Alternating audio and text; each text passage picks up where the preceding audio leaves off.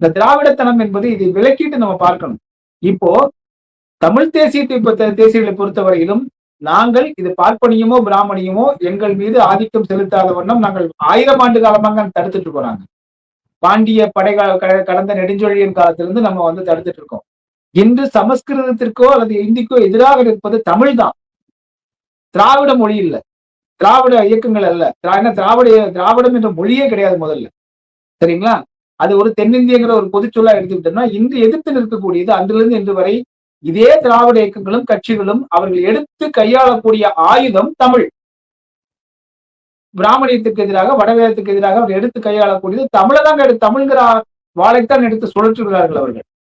அப்போ நாங்க என்ன சொல்றோம்னா, நீ கொஞ்சம் தள்ளி நில்லுப்பா, நாங்க பாத்துக்கிறோம். நாங்க அதை எப்படி எதிர்க்கணும்னு எங்களுக்கு தெரியும். இப்ப நீ பார்ப்பன பூச்சாண்டி காட்டிட்டு எங்களை பூரா நீங்க பார்ப்பன கொத்தடிமைகள் போலவும் எங்களை எல்லாம் சூத்திரர்கள் சொல்லிட்டாங்க போலவும் சொல்றப்ப நீ யார் அப்போ? உன்னையும் சேர்த்தானே சொன்னான். அது ஏன் தமிழர்களை பார்த்து மட்டும் நீங்கள் சூத்திரர்கள் என்று சொல்லிட்டேன்? ஏன் தெலுங்காரங்களை பார்த்த சூத்திரம் சொல்லியா? கேரளாக்காரன் சூத்திரம் கிடையாதா? ஆந்திராக்கார சூத்திரம் கிடையாதா? ஒரிசாக்கார சூத்திரம் கிடையாதா? அது என்ன தமிழர்கள் மட்டும் சூத்திரர்கள்?